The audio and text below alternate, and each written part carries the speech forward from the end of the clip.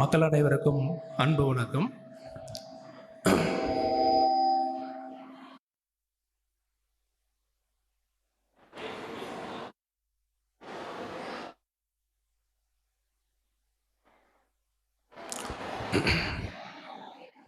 இன்று ஞானகுரு ஸ்ரீ தத்தாத்ரேயர் அவருடைய ஜெயந்தி விழா மிக சிறப்பான முறையில் இன்றைக்கி சேலத்தில் நடைபெற்றுருக்குது. இந்த ஞானகுரு ஸ்ரீ தத்தாத்ரேயர் ஜெயந்தி விழா அப்படிங்கிறது பலாயிரம் வருஷமாக பல மக்களால் கொண்டாடப்பட்டுருக்கிற ஒரு நிகழ்வு. இந்த நிகழ்ச்சியில் நம்ம பங்கெடுத்துக்கணும் அப்படின்றதே நம்ம வாழ்க்கையில் செஞ்ச மிகப்பெரிய பாக்கியமாக நான் பார்க்குறேன். அது மட்டும் இல்லாமல் அவரை பற்றி சொல்கிறதுக்கு வாய்ப்பளித்த இறைவனுக்கு இந்த நேரத்தில் நாம் நன்றியை தெரிவிச்சுக்கிறோம். இந்த பூமியில் ஒரு குழந்தை பிறக்குது அப்படின்னா இந்த குழந்தையோடைய வளர்ச்சியில் தாய் தந்தையுடைய பங்களிப்பு ரொம்ப முக்கியம் தானே? ஆமாவா? தாய் தந்தையுடைய பங்களிப்பு இல்லாமல் நம்ம வந்துட்டோமா? தாய் தந்தையுடைய பங்களிப்பு இல்லாமல் நம்ம வளர்ந்தோமான்னு கேட்குறேன். இல்லை, எல்லாருமே தாய் தந்தையுடைய வளர்ப்பில் தான் இன்றைக்கி நம்ம உட்கார்ந்துருக்குறோம். ஒரு உயிரானது இந்த பூமியில் பிறந்து வளர்ச்சி அடையணும் அப்படின்னா இந்த தாய் தந்தையுடைய பங்களிப்பு எந்த அளவுக்கு முக்கியம் நீங்கள் வாழ்க்கையில் கருதுகிறீங்களோ அதை விட முக்கியமான ஒரு விஷயம் என்ன அப்படின்னா இந்த உயிர், இந்த பூமிக்கு நாம் ஒரு உயிராக வந்திருக்கோம் தானே. இந்த உயிராக வந்த நாம் அடுத்த நிலைக்கு, அடுத்த மேன்மையான நிலைக்கு நகரணும் அப்படின்னா குருவுடைய ஆசீர்வாதம் அப்படிங்கிறது ரொம்ப முக்கியமானதுங்க. குருவுடைய ஆசீர்வாதமும் அவருடைய வழிகாட்டுதலும் இல்லாமல் ஒரு உயிரானது அடுத்த நிலைக்கு நகர்றதுக்கு உண்டான வாய்ப்புகள் கிடையாது. ஒரு குரு அப்படிங்கிறவர் ஒரு மனிதனுடைய எல்லா நிலைகள்லையும் இருந்து அவரை மேன்மைப்படுத்துறதுக்கு அவர் ஒரு காலமும் இந்த உலகத்தில் பிறந்துட்டுருக்குறாங்க. முதல்ல குரு அப்படின்றவரை பற்றி நம்ம தெளிவுபடுத்திக்கணும். இறைவன் அப்படின்றவரை பற்றி நம்ம எல்லாருமே கேள்விப்பட்டிருக்கோம் தானே. எல்லாருமே கடவுள் பற்றி தெரியுமா? கடவுள் பற்றி ஏன்னா நமக்கு தெரிஞ்சவங்க, சொந்தக்காரங்க, உங்கள் பெற்றவங்க, வளர்த்தவங்க நிறைய பேர் கடவுள்னா யார், கடவுள் எப்படிப்பட்டவர், நீங்கள் என்ன வேண்டுனீங்கன்னா கொடுப்பாங்க அப்படின்னு நீங்கள் நிறைய பேர் நினச்சிட்ருக்கீங்க. ஆமாம் தானே? அப்படி தானே நம்ம கடவுள் பற்றி புரிஞ்சுருக்குறோம். முதல்ல கடவுள்னா யார் அப்படின்றத நம்ம தெரிஞ்சாதான் குருனா யாருன்னு நம்ம தெரிஞ்சுக்க முடியுங்க. கடவுள் அப்படிங்கிறவங்க இந்த பிரபஞ்சத்தை உருவாக்கி ஒரு சிஸ்டத்தை ரெடி பண்ணி கொடுத்தாங்க. பிரபஞ்சத்தை ஒரு விதிமுறைப்படி ஒரு சிஸ்டத்தை ரெடி பண்ணி கொடுத்துட்டாங்க. இந்த விதிமுறைப்படி யார் ஒருவர் வாழ்கிறாரோ, பிரபஞ்ச விதிமுறைப்படி யார் ஒரு நபர் இந்த உலகத்தில் வாழ்கிறாங்களோ அந்த வாழ்க்கைக்கு ஏற்ப அவர் அடுத்த நிலைக்கு நகர முடியும். உதாரணத்துக்கு இந்த பூமியில் இருக்கக்கூடிய உயிர்களை நம்ம 3ஆக பிரிச்சுக்கலாம். ஒன்று மிருக நிலை, 2வது மனித நிலை, 3வது தெய்வீக நிலை. 3 நிலைகளையும் இந்த பூமியில் உயிரினங்கள் இருந்துட்டுருக்குது. இந்த 3 விதமான நிலைகள் இருந்து இன்னைக்கு நாம் ஒரு நிலையில் இருக்கோம் தானே. இன்னைக்கு நாம் ஒரு மனிதன் ஓட்டுற நிலையில் இருக்கிறோம். இந்த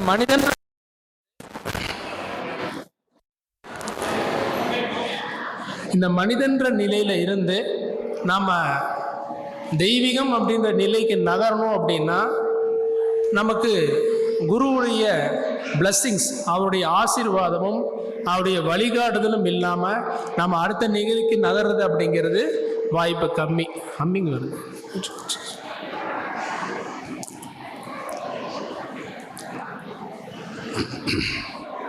சரி,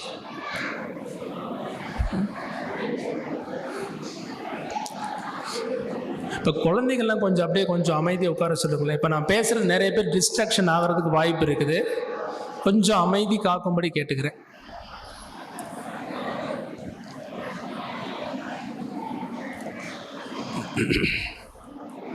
சரி,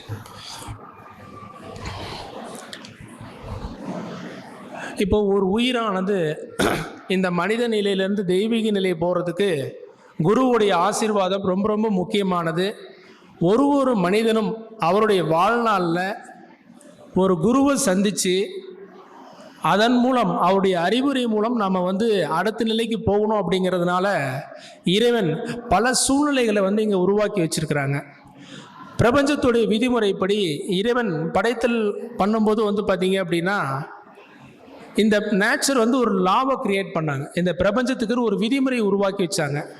யார் இந்த விதிமுறையை சரியான முறையில் பின்பற்றுறாங்களோ அவங்க அந்த மேன்மை நிலையை அடைகிறாங்க. ஒரு எக்ஸாம்பிளுக்கு சொல்லணும் அப்படின்னா, இப்போது இந்த நம்ம நாட்டில் நிறைய ரோடெல்லாம் போட்டிருக்காங்க இல்லையா? ஒரு ஊர்லேருந்து இன்னொரு ஊர் போகிறதுக்கு நிறைய ரோடு கன்ஸ்ட்ரக்ஷன்லாம் பண்ணியிருக்கிறாங்க. இப்போ இந்த ரோடெல்லாம் கவர்மெண்ட் ஆல்ரெடி போட்டாச்சு. ஆனால் நீங்கள் போகிற ஊருக்கு எப்படி போகணும் அப்படிங்கிறது கவர்மெண்ட் கம்ப்ளீட்டாக நமக்கு காட்டுறாங்களா, இல்லை ஜஸ்ட் ஒரு இண்டிகேஷன் மட்டும் தானே கொடுக்குறாங்க? இப்போ இங்கேருந்து நீங்கள் திருச்சிக்கு போகணும்னு வச்சுக்கிங்க, திருச்சிக்கு போகிற வரைக்கும் ரோடு மேப் காட்டுதா, சைன் போர்டு காட்டுதான்னு கேட்குறேன். இல்லை தானே? ஜஸ்ட்டு கவர்மெண்ட் ஆனது எப்படி இந்த சாலையை உருவாக்கி வச்சுட்டாங்களோ, அதுக்கப்புறம் நீங்கள் எங்கே போகணுன்னு விரும்புகிறீங்களோ அந்த இடத்துக்கு நீங்கள் தான் பயணம் பண்ணணும். அரசாங்கம் கொண்டு போய் விடுமா? உங்களுக்கு அரசாங்கம் கொண்டு போய் விடுமா? விடாது. அந்த இடத்துக்கு நீங்கள் தான் பயணப்படணும். ஸோ நீங்கள் பயணப்படணும் அப்படின்னா இந்த ரோடு எங்கே போகுது, இந்த ரோடு சரியான இடத்துக்கு போய் சேருமா, இந்த ரோடு நல்ல ரோடா, இந்த ரோட்டில் ஏதாவது பிளாக்கேஜஸ் இருக்குதா அப்படிங்கிறதெல்லாம் டிரைவர் தானே தெரிஞ்சிருக்கணும். ஆமாவா இல்லையா? இதை தெரிஞ்சுக்கலன்னா என்ன ஆகும்? மேபி அந்த ஸ்பாட்டுக்கு நம்ம சரியாக ரீச் ஆகாமல் போயிடலாம். அந்த ஸ்பாட்டுக்கு ரீச் ஆகாமல் வேற எங்கேயோ போகிறதுக்கு நிறைய வாய்ப்புகள் இருக்குது. இல்லை குறிப்பிட்ட நேரத்துக்கு ரீச் ஆக முடியாமல் போகிறதுக்கும் வாய்ப்புகள் இருக்குது. ஆமாம் தானேங்க? ஸோ இந்த உங்களுக்கு நீங்கள் அடைய வேண்டிய இடம், நீங்கள் எந்த நிலையை அடையணுமோ அந்த இடத்துக்கு உங்களுக்கு வழிகாட்டக்கூடியவர் தான் குரு. இறைவனானவர் இந்த பிரபஞ்சத்துக்கான விதிமுறையை வகுத்துட்டாரு. இந்த விதிமுறை என்ன அப்படிங்கிறது இன்னைக்கு நமக்கு முழுசாக தெரியாது. ஆனால் குருமார்கள் காலங்காலமாக தவத்தில் இருந்து அவங்க தெய்வீகத்தோட தொடர்பு கொண்டு அந்த ஞான கருத்துகளையும் அந்த விதிமுறைகளையும் வழிகாட்டுதல்களையும் இன்னைக்கு இருக்கிற மக்களுக்கு கொடுத்துட்ருக்குறாங்க. இந்த வழிகாட்டுதலை நாம் பின்பற்றி தெரிஞ்சுக்கிட்டு நாமளும் அந்த மேன்மையான நிலையில் நோக்கி நகரணும் அப்படிங்கிறது தான் குருமாருடைய நோக்கம். இந்த வழியில் எண்ணற்ற குருமார்கள் இந்த பூமிக்கு வந்திருக்கிறாங்க. இது வரைக்கும் நீங்களே கேள்விப்பட்டிருக்கலாம். 18 சித்தர்கள் முதற்கொண்டு ஆயிரக்கணக்கான குருமார்கள், ஏன் லட்சக்கணக்கான குருமார்கள் இந்த உலகத்துக்கு வந்துட்டுருக்குறாங்க. இப்போ நிறைய பேர் நான் அந்த குருவை ஃபாலோ பண்ணுறேன், இந்த குருவை ஃபாலோ பண்ணுறேன்னு நிறைய பேர் அவங்க ஒரு குருமார்களை கையில் வச்சுருக்குறோம். ஆமாம் தானே? எல்லாருக்கும் அவங்களுக்கு வழிகாட்டியாக ஒரு குருமார்கள் இருக்கிறாங்க. ஸோ இந்த குரு அப்படிங்கிறவர் நிறைய பேரா அப்படிங்கிறத நம்ம ஒரு கேள்வி இருக்குது. ஏன்னா ஒருத்தருக்கும் ஒரு கருத்து வித்தியாசப்படுது இல்லைங்களா? ஒரு குரு ஒரு வலியுறுத்துறாரு, இன்னொரு குரு இன்னொரு விஷயத்தை வலியுறுத்துறாரு. நிறைய இந்த கருத்துக்களில் கொஞ்சம் சிறு வித்தியாசங்கள் இருக்கும். இப்போ இதில் நம்ம என்ன புரிஞ்சுக்கணும் அப்படின்னா, குரு அப்படிங்கிறவர் ஒருத்தர் தாங்க. இந்த உலகத்தில் 100 குருவோ 1000 குருவோ 1,00,000 குருவோ எல்லாம் கிடையாது. குரு அப்படின்னா அது ஒருத்தர் தான். ஒருத்தர் அப்படின்றவர் யாருன்னு கேட்டிங்கன்னா இதுக்கு பதில் கிடையாது. அதாவது இறைவன் அப்படின்னு நம்ம யாரை சொல்கிறோமோ அவர் எப்பேற்பட்டவர் அப்படின்னு நம்ம புரிஞ்சுக்கணும். அப்படின்னா அவர் மிகுந்த அறிவுடையவர், பேரறிவுடையவரே நம்ம இறைவன் சொல்கிறோம். நம்ம இறைவரை நிறைய விஷயங்கள்லாம் நம்ம வர்ணிக்கலாம். அழகானவர், பண்பானவர், நிறைய நம்ம உடை அலங்காரம், சிகை அலங்காரம் அப்படின்னு நம்ம நிறைய பாடல்கள்லாம் பாடியிருக்கோம். கேள்விப்பட்டிருக்கீங்க தானே? கேள்விப்பட்டிருக்கீங்களா? ஆடியோ கிளியராக இருக்குதா? ஓகே, சரி. நம்ம இறைவனை நம்ம நிறைய புகழ் பாடியிருக்கிறோம், புகழ்களை கேட்டிருக்கிறோம்.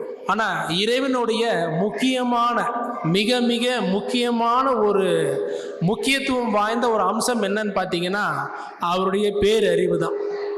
இறைவனை இன்னொரு வார்த்தையை வச்சு நம்ம அழைக்கணும் அப்படின்னா பேரறிவாளன் அப்படின்னு சொல்லலாம். ஏன்னா அறிவுனாலே அது இறைவன் தான். அது எத்தகைய அறிவு? இப்போ நாம் ஒரு நிலையிலேருந்து ஒரு ஆரோக்கிய நிலை அடையணும், ஒரு மேன்மை நிலை அடையணும், ஒரு தெய்வீக நிலை அடையணும், வாட்டவர் நீங்கள் வாழ்க்கையில் ஒரு அறிவுன்னு எதெல்லாம் கேட்டிருக்கீங்களோ அத்தனை அறிவுக்கும் சொந்தக்காரர் யாருன்னு கேட்டிங்கன்னா இறைவன் மட்டும்தான். அந்த இறைவனிடத்திலிருந்து, அந்த படைத்தலின் மூலமான அந்த இறைவனிடத்திலிருந்து தியானத்தின் மூலமாக, தவத்தின் மூலமாக இங்கே இருக்கக்கூடிய குருமார்கள், இது வரைக்கும் வந்தவங்களும் சரி, இனிமே வர இருக்கிறவங்களும் சரி, அவங்க தியானத்தின் மூலமாக இறைவனுடைய அறிவை, அவர்கிட்ட இருக்கிற எண்ணற்ற அறிவை அவங்க தியானத்தின் மூலமாக கலெக்ட் பண்ணுறாங்க, ரிசீவ் பண்ணுறாங்க. அந்த ரிசீவ் பண்ண நாலேஜஸ் தான் அந்தந்த காலத்தில் வரக்கூடிய மக்களுக்கு ஏற்ப, அவங்களுடைய படிப்பினைக்கு ஏற்ப, அவங்களுடைய செய்கிற தொழிலுக்கு ஏற்ப, அவங்களுடைய நிலைக்கு ஏற்ப அந்தந்த காலத்தில் வரக்கூடிய குருமார்கள் அவங்களுக்கு மேன்மை நிலைக்கு உண்டான வழிகாட்டுதல் செய்கிறாங்க. ஸோ இந்த இடத்துல நம்ம குரு அப்படின்னா ஒரு நபர் கிடையாதுன்னு நம்ம புரிஞ்சுருக்கணும். குரு அப்படின்னா யாரோ ஒரு நபர், அவர் யாரோ இப்படி இருப்பார், அப்படி இருப்பார், உயரமாக இருப்பார், குண்டாக இருப்பார், தொப்பையாக இருப்பார், தாடி வச்சுருப்பார், இப்படியெல்லாம் கிடையாது. குரு அப்படின்னா அது கிடையாது. குரு அப்படின்னவர் இப்போ யாரோ ஒருத்தர் குரு இருக்கிறான்னு வச்சுக்கிங்க. இப்போ நாம் அவர் எதுக்காக மதிக்கிறோம்? ஒரு குருவை நம்ம எதுக்காக மதிக்கிறோம் சொல்லுங்க பார்ப்போம். அவருடைய உயரமாக இருக்கிறத வச்சு அவரை இன்னைக்கு மதிக்கிறீங்களா? இல்லை. இல்லை அவர் அழகாக இருக்கிறாருன்னு நினச்சி நீங்கள் மதிக்கிறீங்களா? இல்லை. வேறு எதுக்காக மதிக்கிறீங்க? இல்லை அவர்கிட்ட நிறைய காசு இருக்குன்னு மதிக்கிறீங்களா? இல்லை. வேறு என்ன காரணத்துக்காக குரு மேலே உங்களுக்கு அவ்வளோ மதிப்பு? குருவுடைய உடல் பற்றி, குருவுடைய சிகை அலங்காரம், உடல் அலங்காரத்தை பற்றி நம்ம மதிக்கிறது இல்லைங்க. அவருடைய வார்த்தைக்கு தானே மதிப்பு கொடுக்குறோம். ஏன்னா அவருடைய வார்த்தை அப்படிங்கிறது உங்கள் வாழ்க்கையில் இருக்கக்கூடிய நோய்களையும் சரி, துன்பங்களையும் சரி, பலவிதமான சிக்கல்களை நீக்க வல்லது என்ற அந்த வார்த்தைக்கு தான் மதிப்பு. குரு அப்படின்ற நபருக்கு மதிப்பை விட அவர் சொல்லுகின்ற வார்த்தைக்கு தான் நம்ம மதிப்பு கொடுக்குறோம். அப்போ இந்த வார்த்தை யாருடையதுங்க? எத்தனையோ லட்சக்கணக்கான குருமார்கள் வந்திருந்தாங்க இந்த உலகத்தில், இன்னும் வரப்போகிறாங்க. அத்தனை பேரும் சொன்ன ஒரே விஷயம் என்ன தெரியுங்களா? இந்த ஞானம் எல்லாம் கொடுத்தது இறைவன் தான்.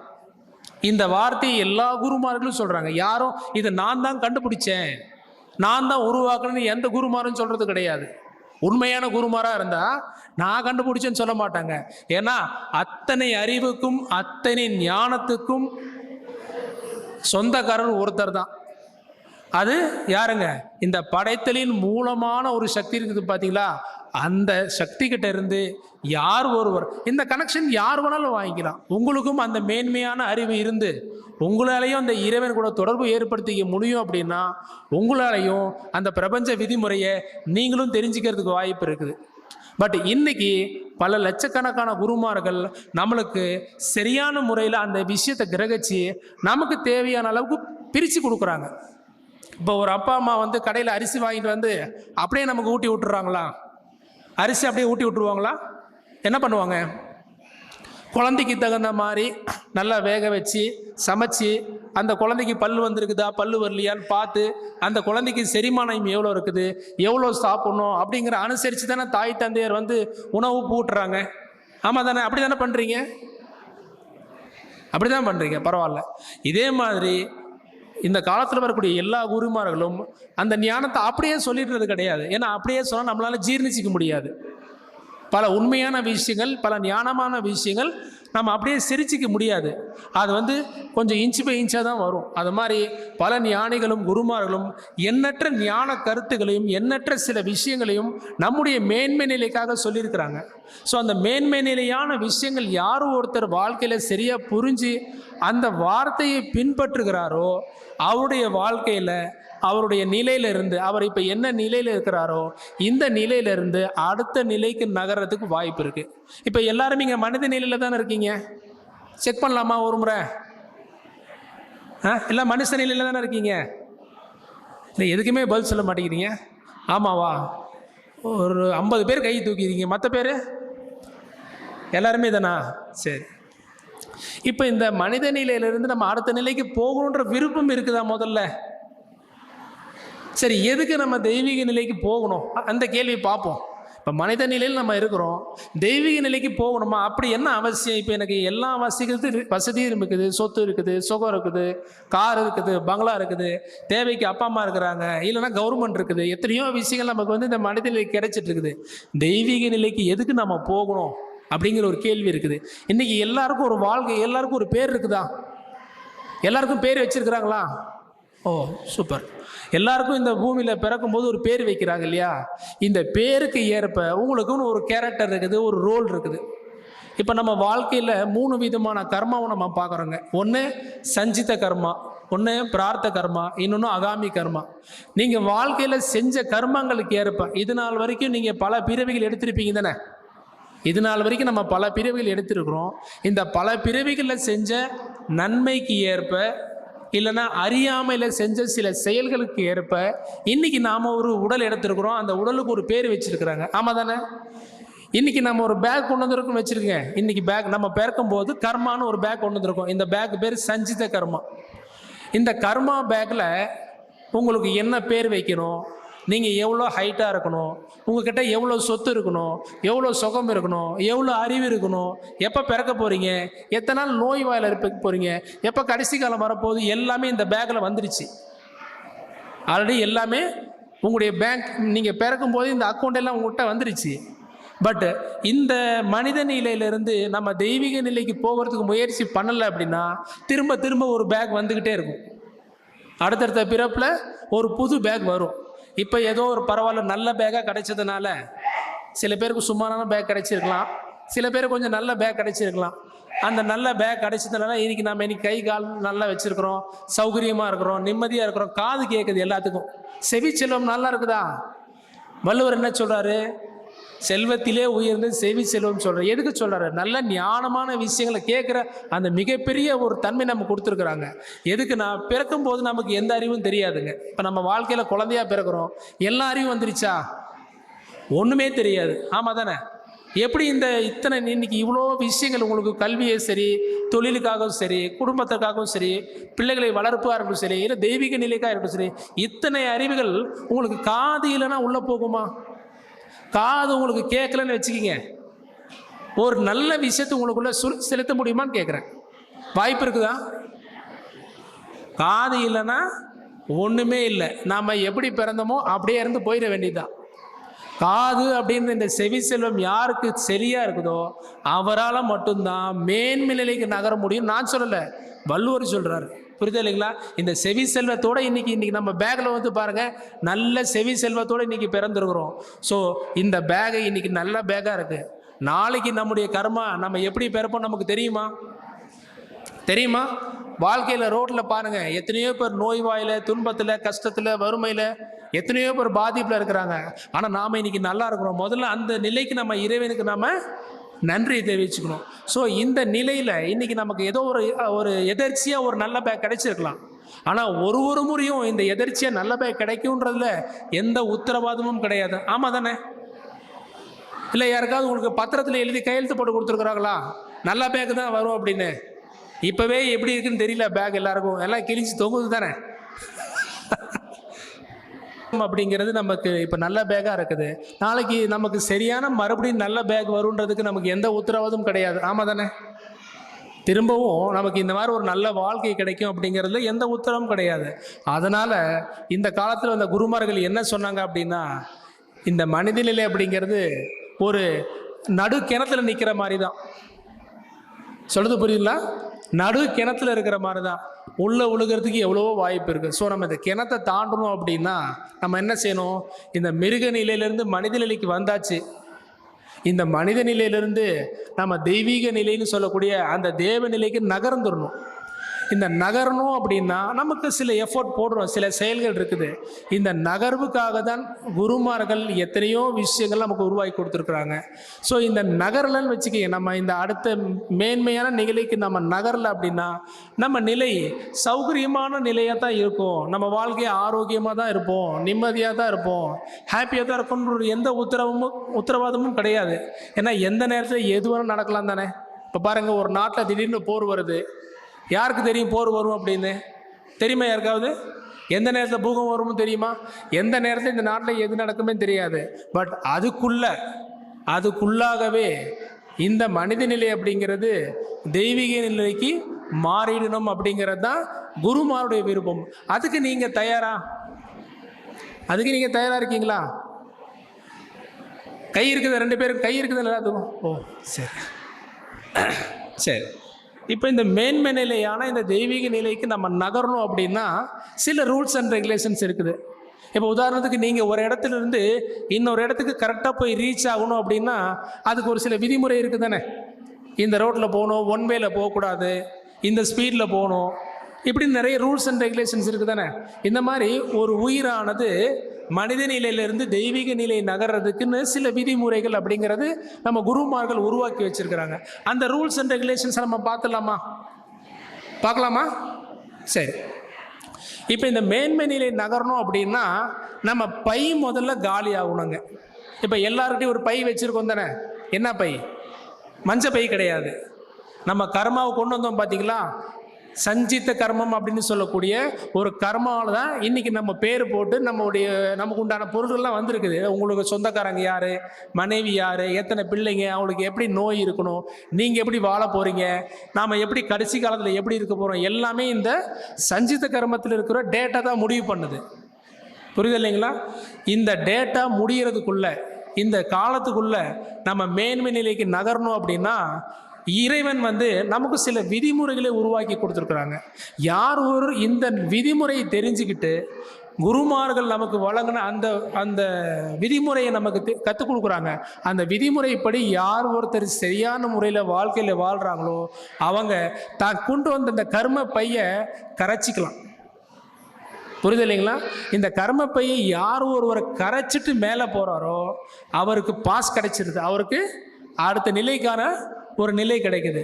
இல்லை கொண்டு வந்த பேக்குடைய கர்மாவை அப்படியே கொண்டு போகணும் அப்படின்னா திரும்ப அனுப்பிச்சி விட்ருவாங்க. ஆமாம் தானே? நம்ம கர்மாவை முழுவதுமே நம்ம கரைச்சிட்டு வெறுங்கையோட மேலே போனாதான் நமக்கு அடுத்த நிலைக்கு உண்டான வாய்ப்பு கிடைக்கும். இல்லை அப்படின்னா இதே குடும்பம், இதே பொண்டாட்டி, இதே புருஷன், இதே நோய், இதே வாழ்க்கை. எவ்வளோ கஷ்டமாக இருக்குது பாருங்க. கஷ்டமாக இருக்குது தானே? இப்போ இதிலிருந்து நம்ம மாறணும் அப்படின்னா குருமார்கள் நமக்கு உருவாக்கின அந்த விதிமுறைகள் நம்ம சின்னதாக தெரிஞ்சுக்கலாம். ஓகே தானே? சரி.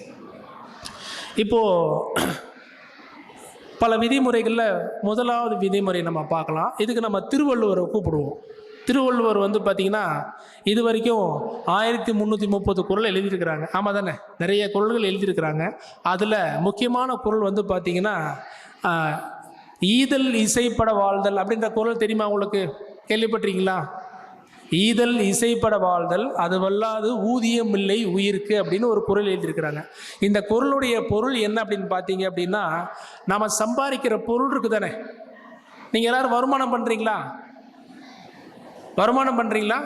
சம்பாதிக்கிறீங்க தானே? Right, okay.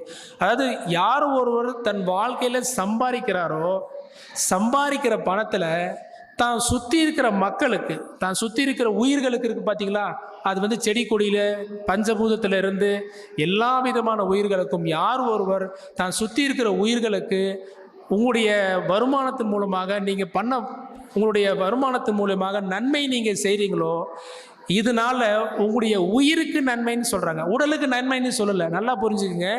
ஈதல் இசைப்பட வாழ்தல் அது வல்லாது ஊதியமில்லை. எதுக்கு? உயிருக்குன்னு சொன்னாங்க, உடலுக்குன்னு சொல்லலை, குடும்பத்துக்குன்னு சொல்லலை. அப்போ உயிர்னா எதுங்க? நம்ம பேக் தானே, நம்ம கொண்டு வந்த கர்ம பை தானே. யார் ஒருவர் தம் வாழ்க்கையில் சம்பாரிச்சுக்கிற விஷயங்களை, அது ஞான கல்வியாக இருக்கட்டும், பொருளாதாரமாக இருக்கட்டும், இல்லை உங்களுடைய நல்ல அறிவாக இருக்கட்டும், இல்லை நல்ல மேன்மையான உங்களுடைய அன்பாக இருக்கட்டும், நீங்கள் உங்களுடைய சுற்றி இருக்கிற மக்களுக்கு அதை கொடுக்கும் பொழுது தான் இந்த ஞானமான இந்த சொத்து, ஞானமான இந்த உயிருக்கு உண்டான ஊதியம் அப்படிங்கிறது உங்களுக்கு கொடுப்பாங்கன்னு சொல்கிறாங்க. ஸோ எப்போ இந்த உயிருக்கான ஊதியம் உங்களுக்கு கிடைக்குதோ இந்த ஊதியத்தினால மட்டும்தான் ஒரு மனிதனானது ஒரு தெய்வீக நிலை நோக்கி நகர முடியும். இந்த ஊதியம் நமக்கு வேணுமா? இல்லை வீட்டில் போய் யோசிச்சு சொல்கிறீங்களா? என்ன பண்ணுறீங்க? இந்த ஊதியம் அப்படிங்கிறது நம்ம வாழ்க்கையில் நீங்கள் நம்ம நிறைய சம்பாதிக்க கற்றுக்கிட்டோம். ஆமாம் தானே?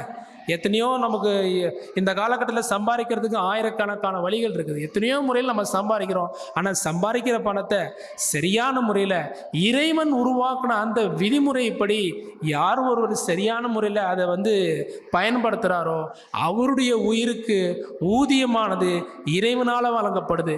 இந்த ஊதியமானது எக்காலத்துக்கும் செல்லுபடியாகும். இன்றைக்கி நம்ம ஒரு கையில் பணம் வச்சுருக்கீங்களா? ஜோப்பில் ஏதோ ஒரு காசு வச்சுருக்கீங்களா?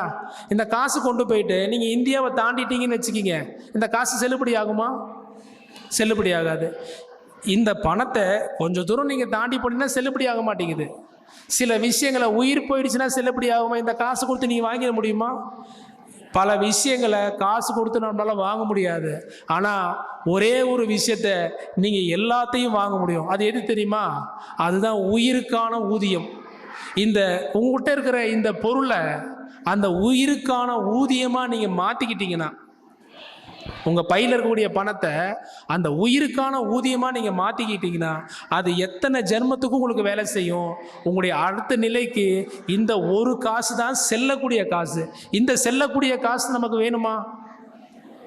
இந்த செல்லக்கூடிய காசு எந்த காலத்திலையும் எந்த லோகத்திலையும் நமக்கு செல்ற மாதிரி, இன்றைக்கி 2000 நோட்டு வேலை செய்யலை, பழைய 1000 நோட்டு வேலை செய்யலை, இப்படி இல்லாமல் எக்காலத்திலையும் எந்த இடத்துலையும் செல்லக்கூடிய இந்த ஊதியம் நமக்கு வேணும். அப்படின்னா நாம் இன்றைக்கி வாழ்கிற காலகட்டத்தில் நம்மக்கிட்ட என்ன நல்ல விஷயம் இருக்குதோ, அது கல்வியாக இருக்கலாம், ஒரு ஞானமாக இருக்கலாம், நம்மக்கிட்ட இருக்கிற ஒரு நல்ல திறமையை, நம்மக்கிட்ட இருக்கிற ஒரு நல்ல விஷயத்தை பிறர் பயன்படும்படி, பிறருடைய பயன்படும்படி நீங்கள் அவங்களுக்கு கொடுக்கும் பொழுது தான் உங்களுடைய உயிருக்கு ஊதியமானது கிடைக்குது. ஸோ இப்படின்னு நான் சொல்ல, வள்ளுவருடைய குரலை தெளிவுபடுத்தியிருக்கிறாரு. ஸோ இந்த இந்த திருக்குறள் அப்படின்னா வார்த்தைக்கு அர்த்தம் தெரியுமா உங்களுக்கு? திருக்குறள்லாம் என்னதுங்க? அந்த வார்த்தைக்கு அர்த்தம் தெரியுமா? குறள்னா என்னது? குறள்னா பேசுறது. திருனா யாரு? இறைவன் தான் திரு. இது வள்ளுவர் குறள் கிடையாது, திருக்குறள் தான் எழுதி வச்சாரு. அப்படின்னா என்ன அர்த்தங்க? அவர் சொன்னது எதுவுமே அவருடைய சொந்த கருத்து கிடையாது. திருக்குறள், திருவுடைய குறள். இப்போ திருக்குறான்னு சொல்கிறோம், திருமந்திரம்னு சொல்கிறோம். இதெல்லாம் யார் சொன்னது? திருமந்திரம் அப்படிங்கிற திருமூலர் எழுதினார். ஆனால் எப்படி கேட்டார்? அவர் திருக்கிட்ட இருந்து கேட்டார். ஸோ இந்த வாசகம், இப்போ நான் சொல்கிற வாசகம், இப்போ நான் சொல்லக்கூடிய விஷயம் அப்படிங்கிறது என்னால் சொல்லப்பட்டது கிடையாது, வள்ளுவரால் சொல்லப்பட்டது கிடையாது, திருவால் சொல்லப்பட்டது. யாராலுங்க? இறைவனால் மக்களுடைய மேன்மைக்காக ஆங்காங்க இங்கே திருவள்ளுவர் சொல்லியிருக்கிறாரு. மேபி அமெரிக்காவில், ஆஸ்திரேலியா வேறு யாராவது சொல்லியிருப்பாங்க. புரியுது இல்லைங்களா? ஸோ எல்லா இடத்துலையும் இந்த குருமார்கள் அந்தந்த லோக்கல் லாங்குவேஜில் அங்கே இருக்கக்கூடிய எல்லா மக்களுக்கும் புரியும்படி இந்த விஷயங்களை வலியுறுத்திட்டு தான் இருக்கிறாங்க. ஸோ நாம் இந்த விஷயத்தை சரியான முறையில் எடுத்துக்கிட்டு அதன் போக்கில் வாழும் பொழுது தான் நம்ம வாழ்க்கையில் மேன்மை அடைய முடியும். இப்போ வாழ்க்கையில் எல்லாத்துக்கும் நோக்கம் வச்சுருக்கீங்களா? நோக்கம் வச்சுருக்கீங்களா? ஆம்பிஷன் வச்சுருக்கீங்களா? மற்றவங்க எல்லாருக்கும் நோக்கம் வச்சுருக்கீங்க. சரி, இப்போ எல்லாருமே ஒரு கல்வி கற்றுருக்கீங்க தானே? கல்வி கற்றுருக்கீங்களா? படிப்பு, தொழில் சார்ந்த கல்வி எல்லாமே கற்றுருக்குறோம். இப்போ உங்கள் வாழ்க்கையில் நல்லா புரிஞ்சுக்க, கேள்வி நல்லா புரிஞ்சுக்கிங்க. உங்கள் வாழ்க்கையில் கல்வி முதல்ல வரணுமா, நோக்கம் முதல்ல வரணுமா? சொல்லுங்கள் பாப்போம். வாழ்க்கையில் நீங்கள் நோக்கத்தை முதல்ல டிசைட் பண்ணணுமா, இல்லை எதை கற்கணும் அப்படின்றத முதல்ல டிசைட் பண்ணணுமா?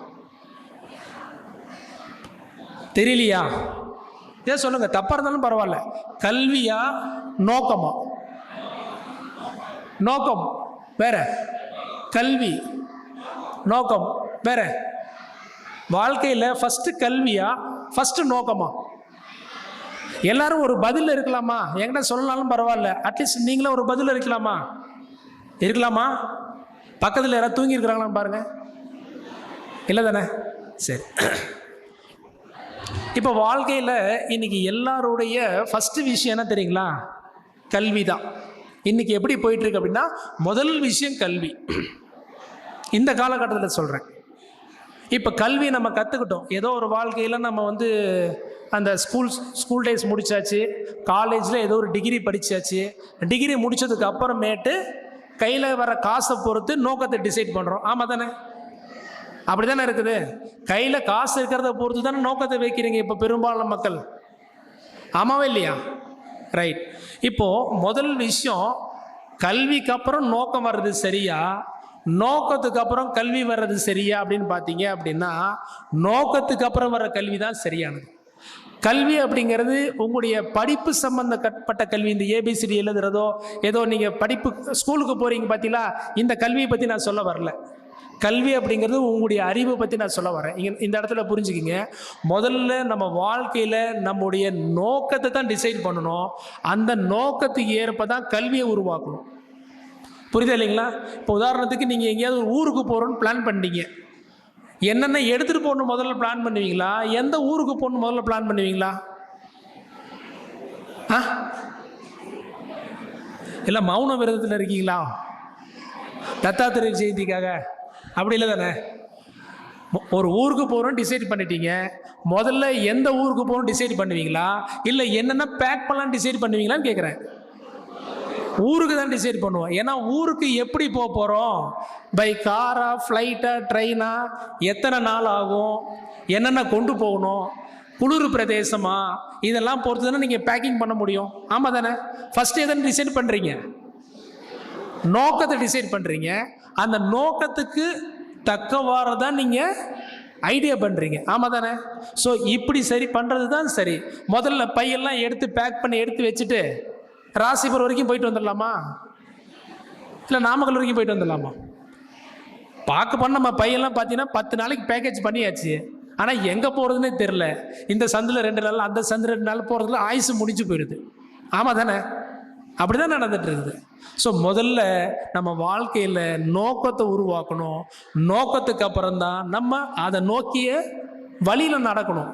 ஸோ இப்போ எல்லாருக்கும் ஒரு நோக்கம் வச்சுருப்பீங்க. முதல்ல நோக்கத்தை தான் நம்ம கரெக்ஷன் பண்ணணும். சில பேர் அவங்களுடைய படிப்பறிவுக்கு ஏற்ப, அவங்களுடைய நாலேஜுக்கு ஏற்ப ஒரு நோக்கத்தை வச்சுருப்பீங்க. ஆமாம் தானே? இப்போ உதாரணத்துக்கு ஒரு சின்ன வயசு நிறைய குழந்தைகள் இருக்கிறாங்க. உன்னுடைய ஆசை என்னன்னு கேட்டீங்க அப்படின்னு என்ன சொல்லுவாங்க? சாக்லேட் தருவாங்களா, இங்கே ஏதாவது லட்டு தருவாங்களான்னு கேட்பாங்க. கொஞ்சம் பெரியவங்க எப்போ முடிப்பீங்க, வீட்டுக்கு போனோம், வீட்டில் போய் ரசம் செய்ய வேண்டிய வேலை இருக்குன்னு சொல்லுவாங்க. ஒருத்தருக்கும் ஒரு நோக்கம் இருக்குது இன்றைக்கி. ஆமாம் தானே? இப்போ வாழ்க்கையிலையும் பார்த்தீங்கன்னா எல்லாருக்கும் ஒரு நோக்கத்தை வச்சுருக்குறோம்.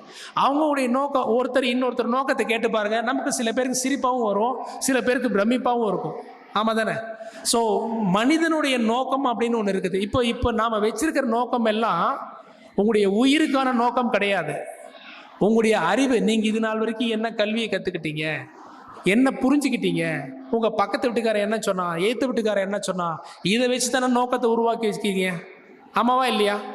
இப்போ பக்கத்து வீட்டுக்காரன் ஒரு வீடு வாங்கிட்டாருன்னு வச்சுக்கிங்க, வீட்டில் போய் டிஸ்கஸ் பண்ணிங்க, நாம் எப்போ வீடு வாங்க போகிறோம். பக்கத்து வீட்டுக்காரர் ஒரு கார் வாங்கிட்டாரு அப்படின்னா நாம் எப்போ கார் வாங்க போகிறோம். பக்கத்து வீட்டுக்காரன் அவன் பொண்ணுக்கு ஜாம் கல்யாணம் பண்ணிட்டோன்னா நம்ம பிள்ளையும் இந்த மாதிரி தான் கல்யாணம் பண்ணி வைக்க போகிறோம். இப்படி தான் நம்ம நோக்கங்கள் உருவாகுது. பெரும்பாலும் நோக்கம் இப்படி தான் நமக்கு உருவாகிட்டு இருக்குது. ஸோ இந்த நோக்கம் எல்லாம் உங்களுக்கு எந்த இடத்துல இருந்து உருவாகுது அப்படின்னு பார்த்தீங்கன்னா, உங்களுடைய மனசுலேருந்து, உங்களுடைய அந்த கம்பேர் பண்ணி பார்க்குறது. அவர் அப்படி பண்ணிட்டாரு, நாமளும் அப்படி பண்ணணும், அவர் இப்படி பண்ணிட்டாரு, நாமளும் அப்படி பண்ணணும். இப்படி தான் நம்முடைய நோக்கங்கள் இருக்குது. தற்காலிகமான நோக்கங்கள், ஆயிரக்கணக்கான நோக்கங்கள் வச்சுருக்கிறோம். இந்த மாதிரியான நோக்கங்கள் நீங்கள் ஃபுல்ஃபில் பண்ணுறதுனால மனசுக்கு அந்த சாட்டிஸ்ஃபைடு வர்றதில்லை. மேபி அந்த நேரத்தில் கொஞ்சம் சிரிப்பு வரலாம், மேபி உங்களுடைய நோக்கத்தை நீங்கள் நிறைவேற்றும் போது ஒரு சின்ன மன மகிழ்ச்சி வரலாம், ஆனால் திருப்தி வர்றதில்லை. ஸோ நம்முடைய நோக்கத்தை நம்ம சரிப்படுத்திட்டோம் அப்படின்னா வாழ்க்கையை அதை நோக்கி செலுத்திக்கலாம். ஸோ நம்முடைய மனசுக்கு ஆயிரக்கணக்கான நோக்கங்கள் இருக்குது. இதெல்லாம் நம்ம கேட்கணும் ஆவற வேலை கிடையாது. ஆமாம் தானே? உயிருக்கு உண்டான நோக்கத்தை நம்ம டிசைட் பண்ணிடலாமா? உயிருக்கு உண்டான நோக்கத்தை டிசைட் பண்ணலாமான்னு கேட்குறேன். பண்ணலாமா? யாருக்கு தெரிஞ்சுக்க விரும்புகிறீங்க இந்த உயிருக்கான நோக்கத்தை? மற்ற பேருக்கு சரி, எல்லாத்துக்கும் சொல்லிடுவோம், பாவம் அவங்களும் பழிச்சிட்டு போகட்டும். சரி, இந்த உயிருக்கான நோக்கம் அப்படின்னு பார்த்தீங்க அப்படின்னா, இந்த உலகத்தில் எண்ணற்ற உயிர்கள் இருக்குதா இல்லைங்களா? அமீபாவிலிருந்து மனித நிலை வரைக்கும் கோடிக்கணக்கான ஜீவராசிகள் இருக்குதுங்க. இப்போ உதாரணத்துக்கு ஒரு மீன் எடுத்துக்கோங்க. இந்த மனிதனெல்லாம் தோன்றதுக்கு முன்னாடியே மீன் உருவாயிடுச்சு. ஆமாம் தானே? ஆமாம் தானே? நீர்வாழ் உயிரினங்கள் நிறைய உருவாயிடுச்சு. இப்போ இந்த கடல்வாழ் உயிரினம், நீர்வாழ் உயிரினம், அந்த அமீபாவிலிருந்து ஒரு உயிராக பல செல் உயிர்களாக இந்த உயிர் அப்படிங்கிறது பரிமாணம் அடைஞ்சு வந்துட்டு இருக்குதுங்க. பரிமாணம் அடைஞ்சு இன்றைக்கி மனித நிலையை நம்ம நின்றுட்டுருக்குறோம். இந்த உயிர் இப்போ உதாரணத்துக்கு ஒரு நீர்வாழ் உயிரினம் இருக்குது பார்த்தீங்களா? நீர்வாழ் உயிரினம் அப்படிங்கிறது தான் சுற்றி இருக்கக்கூடிய உணவுகளை உட்கொள்ளும் பொழுது அதுக்கு திருப்தி பத்தலை. அப்போ பறக்கிறது வேணும்னு ஒரு ஆசை வந்துருச்சு. அதனால் அடுத்தடுத்த பிறப்பில் அதுக்கு ரெக்கம் வந்துருச்சு, கழுகு மாதிரி. ஒரு உயிரும் அந்த உயிர் நிலையிலிருந்து அடுத்த நிலைக்கு நகர்றதே ஆசையினால தாங்க. புரியுது? நான் சொல்கிறது புரிஞ்சிக்க முடியுதா உங்களால்? இப்போ எறும்பு எல்லா உயிரினமும் அந்த நிலையிலிருந்து அடுத்த நிலைக்கு நகர்றதுக்கு பேராசைப்படுது. இந்த ஆசையினால தான் இந்த உயிர் அப்படிங்கிறது இன்னைக்கு மனிதன் அளவுக்கு பரிணாம வளர்ச்சி அடைஞ்சிருக்கு. இந்த ஆசை அப்படிங்கிறது இல்லாத போயிடுச்சு அப்படின்னா இந்த மனித நிலைக்கு உயிர்கள் வந்திருக்கிறதுக்கு வாய்ப்பே கிடையாது. ஸோ இப்போ நம்ம ஒரு பெரிய பொசிஷனுக்கு வந்துட்டோம். இப்போ நாம் நம்முடைய ஜீனெல்லாம் தோண்டி பார்த்தோம் அப்படின்னா நாம் அமீபாலேருந்து எல்லா விதமான, நம்ம அவை சொல்கிற மாதிரி புல்லாகி பூண்டாகி மரமாகி காயாகி கனியாகின்னு சொல்கிற மாதிரி எல்லா விதமான உயிராக மாறி இன்றைக்கி நம்ம காது குருடு பெருடு செவிடு நீங்கி இன்றைக்கி மாநிலம் நம்ம பிறந்திருக்கிறோம். அது எத்தனை பிறவி எடுத்து நம்ம வந்திருப்போம் தெரியுமா? நமக்கு இந்த கதையெல்லாம் கேள்விப்பட்டிருக்கீங்க தானே? இன்றைக்கி மனித நிலை அப்படிங்கிறது நமக்கு சாதனமாக கிடைக்கலங்க. எத்தனையோ செயலுக்கு அப்புறம் தான் அந்த நிலை நமக்கு கிடைச்சிருக்குது. ஸோ இந்த நிலையை இன்னைக்கு நம்ம அடைஞ்சிருக்கிறோம் அப்படின்னா இந்த நிலையில தங்குறதுக்கு இல்லை. இந்த நிலையில நம்ம தங்குறதுக்காக இந்த மனித நிலைக்கு வரல. இந்த நிலையிலிருந்து அடுத்த நிலைக்கு போகிறதுக்காக தான் இன்னைக்கு நம்ம மனித நிலைக்கு வந்திருக்கிறோம். ஆனால் என்ன அப்படின்னா நம்முடைய டிவி, நாடகம், ஃபேஸ்புக்கு, சோசியல் மீடியா எல்லாம் நம்முடைய நோக்கத்தை அப்படியே மழுங்கடிச்சிருச்சு. ஆமாம் தானே? கொஞ்ச நேரம் கழித்து வெளியில் போகலான்னு நினச்சி சும்மா உக்காந்துருப்பீங்க. ஃபோன் எடுத்து பார்த்தா நமக்கு என்ன பண்ண போகிறோன்றதே மறந்து போயிடுச்சோம். ஆமாம் தானே? நடந்திருக்குதா? சின்ன சின்ன நம்முடைய மனசுடைய நோக்கத்தையே இந்த சோசியல் மீடியாலாம் நம்மளை முடிச்சு கட்டுது. வாழ்க்கையுடைய உயிருடைய நோக்கத்தை என்றைக்கு நமக்கு கண்ணில் காட்டும் இந்த சோசியல் மீடியா? காட்டுன்னு நினைக்கிறீங்களா? என்றைக்குமே காட்டாது. இந்த இருக்க காலகட்டம் அப்படிங்கிறது நம்முடைய உயிருடைய நோக்கத்தை மழுங்கடைக்கிறதுக்கு எத்தனையோ விஷயங்கள் இந்த வாழ்க்கையில் வந்துருச்சு. ஸோ இது எல்லாத்தையும் நம்ம தாண்டி நம்முடைய உயிருடைய நோக்கத்துக்கு போகணும் அப்படின்னா நமக்கு குருவுடைய அருள் இல்லாமல் அந்த நிலை காதில் கூட விலகாது. இன்னைக்கு ஞானகுரு ஸ்ரீ தத்தாத்திரேயர் ஜெயந்தி விழாவில் உட்கார்ந்துருக்குறோம் அப்படின்னா இந்த உயிருக்கு உண்டான நோக்கத்துடைய விதையை உங்களுக்குள்ளே போடுறதுக்கு தான். இன்னைக்கு வீட்டுக்கு போய் இது மறந்து போயிடலாம், வாய்ப்பு இருக்குது. ஆமாம் தானே? வீட்டுக்கு போனால் அடுத்த கதை நமக்கு ரெடியாக இருக்கும். நைட்டுக்கு என்ன செய்யலாம், காலையிலுக்கு என்ன செய்யலான்றத ஆயிரக்கணக்கான கமிட்மெண்ட் நமக்கு ரெடியாக இருக்கும். நாளைக்கு ஒரு 10 நாள் கழித்து இந்த நிகழ்ச்சிக்கு போனது கூட நீங்கள் மறந்து போயிருக்கலாம்.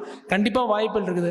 ஆனால் இன்றைக்கி நம்ம பேசக்கூடிய விஷயம் உங்களுடைய செவி செல்வத்தின் மூலமாக உங்களுடைய உயிரில் போய் இது கலந்துரும்.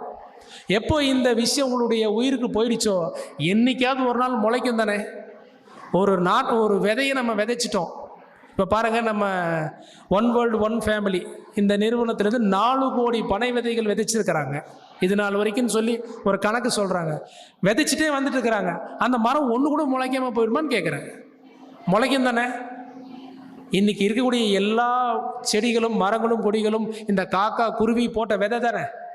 அப்படி போட்ட விதை இன்றைக்கி எத்தனை செடிகள் மரங்கள் முளைச்சிருக்குது. ஸோ இது மாதிரி இன்றைக்கி இந்த நிகழ்ச்சியில் உங்களுக்கு உயிருக்கு உண்டான நோக்கத்துடைய விதையை இன்றைக்கி குருவுடைய அருள் மூலமாக உங்களுக்கு விதைக்கப்பட போகுது. ஸோ இந்த விதை இன்றைக்கி இல்லைனாலும் ஒரு நாள் உங்களுக்குள்ளே முளைக்கத்தான் போகுது. இந்த ஞான ஆற்றல் உங்களுக்குள்ளே வரப்போகுது. புரியுதா? ஸோ இப்போ இந்த நிலையை நீங்கள் வளர்த்திக்கலாம். ஒரு செடிக்கு நீங்கள் ஒரு விதையை விதைச்சிட்டிங்கன்னா தண்ணி ஊற்றி பாதுகாப்பாக வச்சுருந்தீங்கன்னா அந்த விதை வேகமாக வளரும். இல்லை அப்படின்னா கொஞ்சம் ஸ்லோவாக வளரும். ஆக மொத்தம் வளர்ந்துடும். ஆமாம் தானே?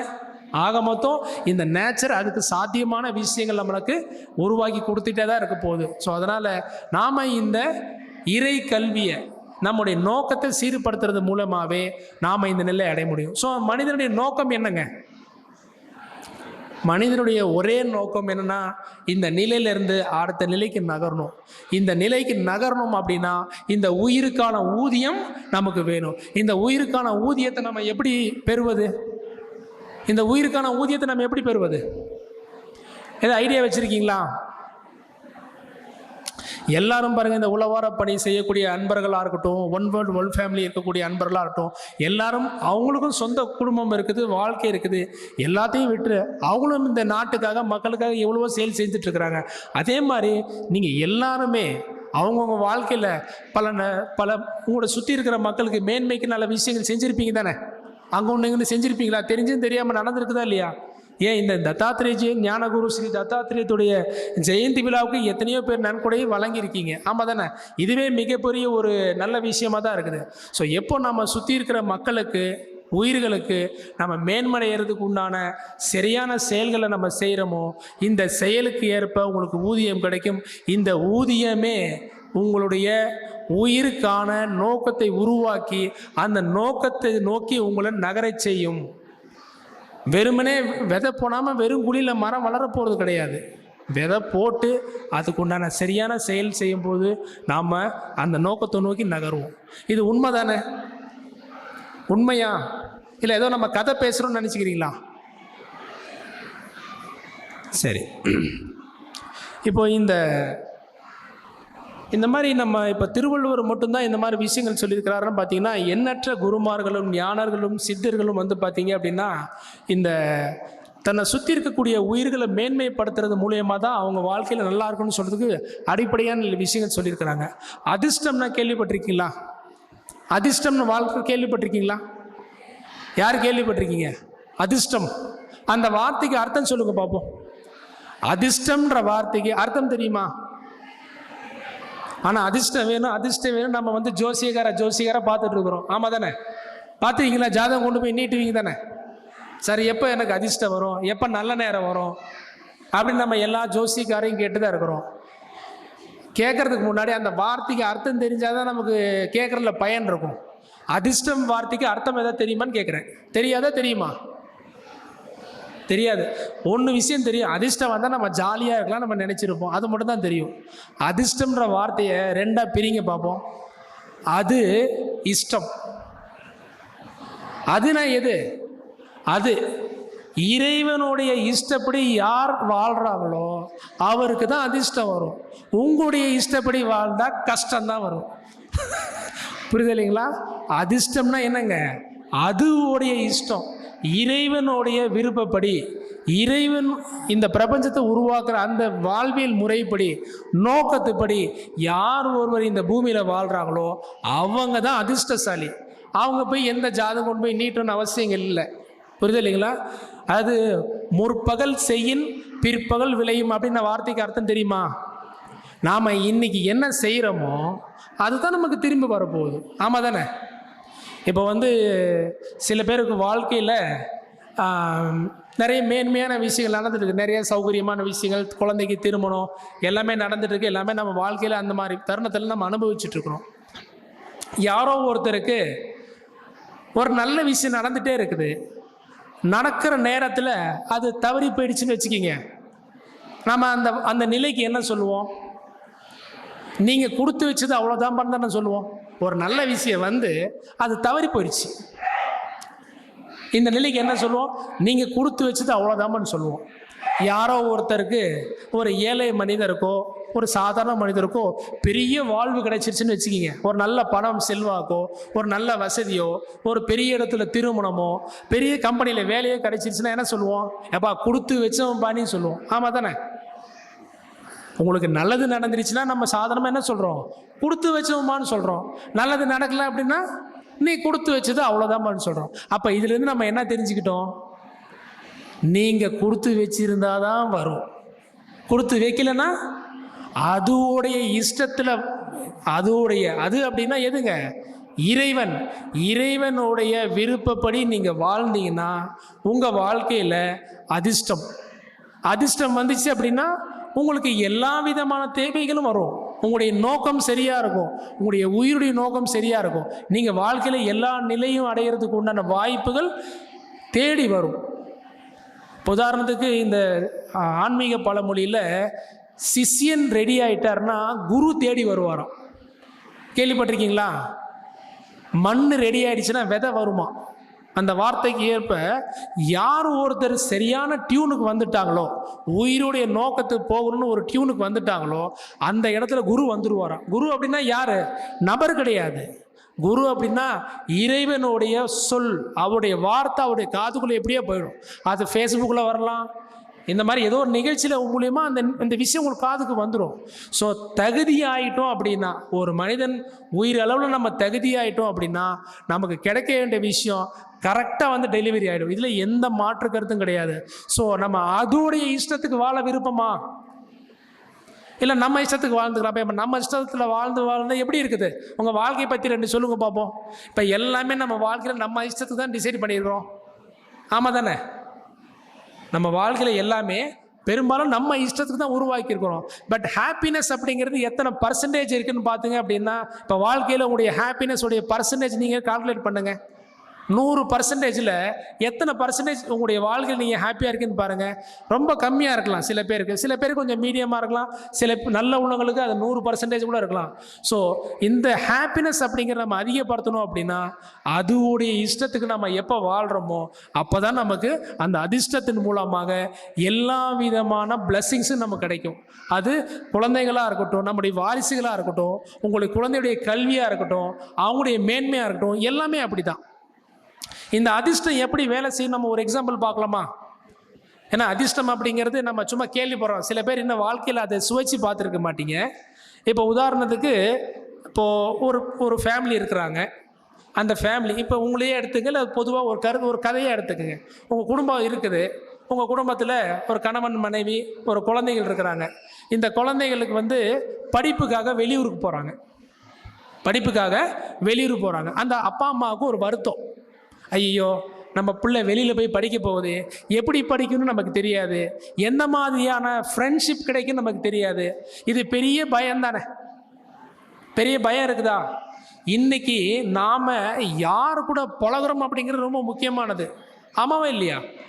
நீங்கள் யார் கூட பேசுகிறீங்க, யார் கூட பழகுறீங்கன்றதை பொறுத்து தான் உங்களுடைய ஐடியாவே இன்றைக்கி இருக்க போகுது, ஆமாம் தானே?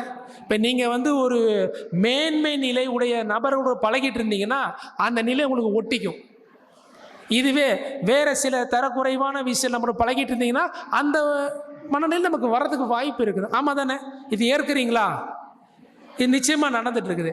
இப்போது நம்ம குழந்தைங்க இப்போ கல்விக்காகவும் படிப்புக்காகவும் இன்னும் பல விஷயங்களுக்காகவும் தொழிலுக்காகவும் பல இடத்துக்கு போகிறாங்க. எந்த மாதிரியான சிநேகிதம் கிடைக்கும், எந்த விதமான கான்டாக்ட் கிடைக்கும் அப்படின்னு உங்களால் உறுதியாக சொல்ல முடியுமா யாராவது? ஏன்னா எப்படி கிடைக்குன்னு சொல்ல முடியாது. ஏன்னா நம்ம வாழ்க்கை எப்படி இருக்குதுங்க, நம்ம பேக்கில் கொண்டு வந்த மாதிரி தான். திறந்து பார்த்தா தான் தெரியும். திறந்து பார்க்கும்போது அது கெட்டு போய் இருந்திருக்கலாம், யாருக்கு தெரியும்? ஸோ நல்ல கான்டாக்ட், நல்ல ஒரு என்ன சொல்கிறது, ஒரு திருமணமாகாத ஒரு நபருக்கு வாழ்க்கை துணை எப்படி முக்கியங்க. அந்த வாழ்க்கை துணைக்கு ஏற்பதானே அவர் எப்படி இருக்கிறாருன்றதை முடிவு பண்ணுறது. ஒரு ஆணுக்கு எப்படியாப்பட்ட மனைவி கிடைக்கிறாங்கிறத பொறுத்து அந்த ஆள் ஒரு மேன்மை நிலைக்கு போக முடியும். ஒரு பெண்ணுக்கு எப்படிப்பட்ட ஒரு ஆண் கிடைக்கிறாருன்றதை பொறுத்து தானே அவங்க மேன்மை நிலைக்கு போக முடியும், ஆமாவே இல்லையா? மனைவி அமைவதெல்லாம், மோட்டர் அமைவதெல்லாம் எல்லாமே நம்முடைய கர்மா பேரில் தான் இருக்குது. நமக்கு என்னென்ன இன்னைக்கு வாய்க்கணுமோ, நம்ம வீட்டில் மோட்டர் நல்லா ஓடினாலும் நம்முடைய நேரம் நல்லா இருக்கணும். கவுண்டமணி சொன்ன டைலாக் தான் சொல்கிறேன், வேற ஒன்றும் கிடையாது. நம்முடைய கர்மா, நம்முடைய பேக்கில் நம்ம என்ன வச்சுருக்கிறோமோ அதை பொறுத்து தான். ஸோ நம்முடைய பிள்ளைங்க உங்களுடைய எதிர்காலத்தில் உதாரணத்துக்கு பாருங்களேன், இப்போ நீங்கள் வாழ்ந்துட்டு இருக்கீங்க. இப்போ எல்லாருக்கும் பார்த்தீங்கன்னா பொதுவாக இந்த தொழில் அப்படிங்கிறது கொஞ்சம் நலிவடைஞ்சிருக்கு, எல்லா தொழிலுமே கொஞ்சம் நலிவடைஞ்சிருக்குது. இப்போ உங்களுடைய அதிர்ஷ்டம் நல்லா இருந்ததுன்னு வச்சுக்கிங்க, யார் மூலமாவது ஒரு நல்ல கான்டாக்டில் நல்ல தொழில் வாய்ப்பு உங்களுக்கு கிடைச்சதுன்னு வச்சுக்கிங்க, நல்லா இருக்கும் தானே? இந்த கான்டாக்ட் எப்படி கிடைக்கும் உங்களுக்கு? நீங்கள் தேடினா கிடைக்குமா? நல்ல கான்டாக்டு நீங்கள் என்ன தேடினாலும் கிடைக்காது. நல்ல சிநேகிதம், நல்ல நட்பு, நல்ல மனைவி, நல்ல குழந்தைங்க, நல்ல சூழ்நிலை உங்களால் உருவாக்க முடியாது. உருவாக்க முடியுமா? நல்லா உருவாக்க முடிஞ்சுதான் இன்றைக்கி நல்லா இருந்திருப்போமே. இதெல்லாம் எப்படி வந்திருக்கு தெரியுமா? உருவாக்கலை, வாச்சிருச்சு. எது வாச்சிருச்சுன்னு என்ன அர்த்தம்? அதுக்கு நம்ம ஆல்ரெடி பே பண்ணிட்டோம். இதுதான் என்ன ப்ரீபெய்டு ஆர்டர் மாதிரி, ஆல்ரெடி ஆர்டர் போட்டு தான் இன்றைக்கி வந்துருச்சு. ஸோ அதனால் இன்றைக்கி நம்மளுடைய கான்டாக்ட், நம்முடைய பிள்ளைகளுக்கு கிடைக்கக்கூடிய கான்டாக்ட், உங்களுடைய அடுத்த நிலைக்கு போக வேண்டிய கான்டாக்ட், நல்ல நட்பு, நல்ல கனெக்ஷன். இந்த வார்த்தை நல்லா புரிஞ்சுங்க.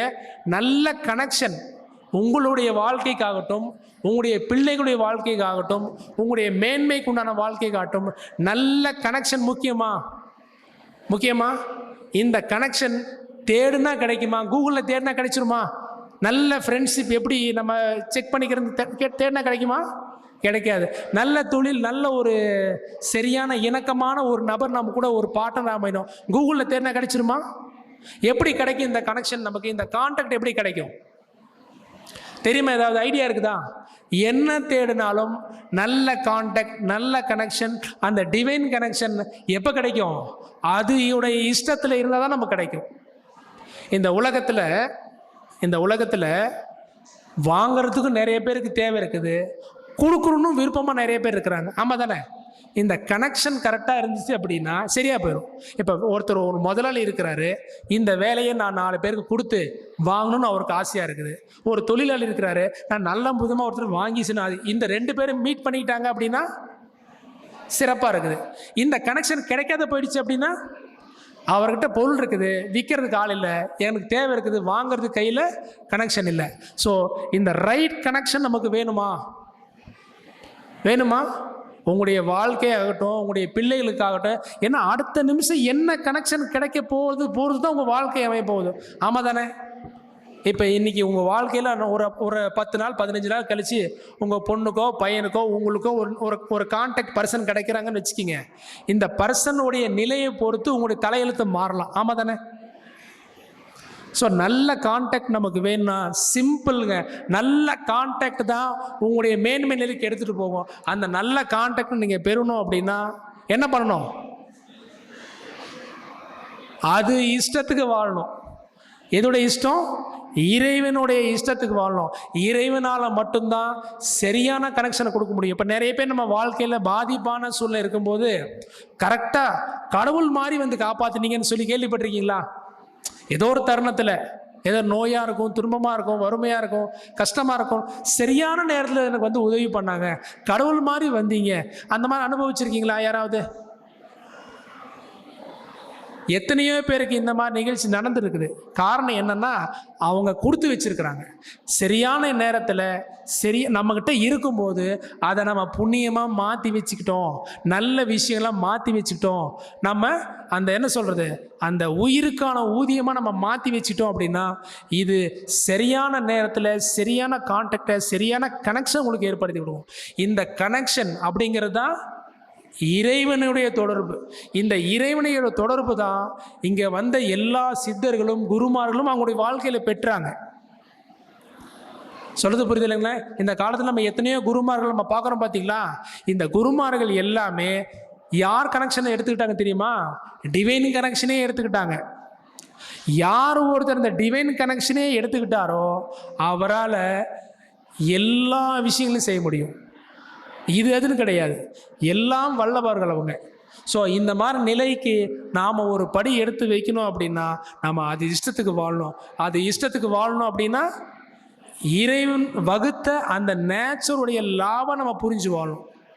இறைவன் இந்த உலகத்துக்கு நிறைய விதிமுறை கொடுத்துருக்குறாங்க, நமக்கு விதிமுறை தெரியாது. அதுதான் பிரச்சனையே. இப்போ இறைவன் உருவாக்கின விதிமுறை நமக்கு தெரியுமா? இறைவன் உருவாக்கின விதிமுறை யாருக்கா தெரியுமா? அப்பா அம்மா சொல்லிக் கொடுத்த விதிமுறை தெரியும், கவர்மெண்ட் சொன்ன விதிமுறை தெரியும், பள்ளிக்கூடத்தில் சொன்ன விதிமுறை நமக்கு தெரியும். ஆனால் இறைவனுடைய விதிமுறை நமக்கு தெரியுமா அப்படின்னா தெரியாது. இந்த இறைவனுடைய விதிமுறையை தான் குருமார்கள் நமக்கு சொல்கிறாங்க. இந்த இறைவனுடைய விதிமுறைகளில் நான் ஒரு விஷயம் நான் ஷேர் பண்ண விரும்புகிறேன். இப்போது நீங்கள் யாரோ ஒரு செல்வந்தருக்கு ஒரு அன்புக்கு பாத்திரம் ஆகிட்டீங்கன்னு வச்சுக்கிங்க. ஒரு செல்வந்தர் இருக்கிறாரு, அவருக்கு நீங்கள் ரொம்ப பிடித்தமான நபராக நீங்கள் மாறிட்டீங்கன்னு வச்சுக்கிங்க. உங்களுக்கு என்னென்ன கிடைக்கும்? என்னென்ன பெனிஃபிட் கிடைக்கும்?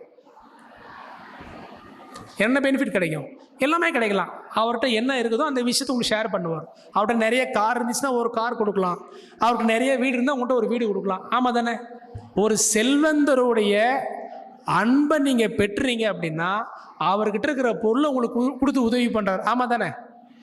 இதுவே நீங்கள் இறைவனுடைய அன்பை பெற்றுட்டீங்கன்னா, செல்வந்தருடைய அன்பை நீங்கள் பெற்றுட்டீங்கன்னா எத்தனையோ லாபங்கள் நமக்கு இருக்குது. இறைவனுடைய படைத்தலின் மூலமான அந்த இறைவனுடைய அன்பை நீங்கள் பெற்றுட்டீங்க அப்படின்னா எப்படி வாழ்வீங்க சொல்லுங்கள் பார்ப்போம். ஒரு கற்பனையாக சொல்லுங்கள் பார்ப்போம். துன்பம் வருமா? வாழ்க்கையில் நோய் வருமா? அவ்வளோ நம்ம நல்லா இருக்க முடியும் தானே? அப்போது அந்த இறைவனுடைய தொடர்பு இந்த குருமார்கள் எப்படி பெற்றாங்கன்னா தான் சுற்றி இருக்கக்கூடிய மக்களுக்கு ஏதோ ஒரு வகையில் அவங்க மேன்மைக்காக, அவங்களுடைய வாழ்க்கையில் அடுத்த கட்ட வளர்ச்சிக்கு மேன்மை நிலை அடையிறதுக்காக எத்தனையோ விஷயங்கள் செஞ்சதுனால்தான் இன்றைக்கி அவங்கள நம்ம குருமார்களாக பார்க்குறோம். அவங்க உடல் அளவில் குருமார்கள் இன்றைக்கி இல்லைனாலும் சரி, உயிரளவில் அறிவார்ந்த நிலையில் இந்த இடத்துல அவங்க இன்னும் வாழ்ந்துட்டு தான் இருக்கிறாங்க.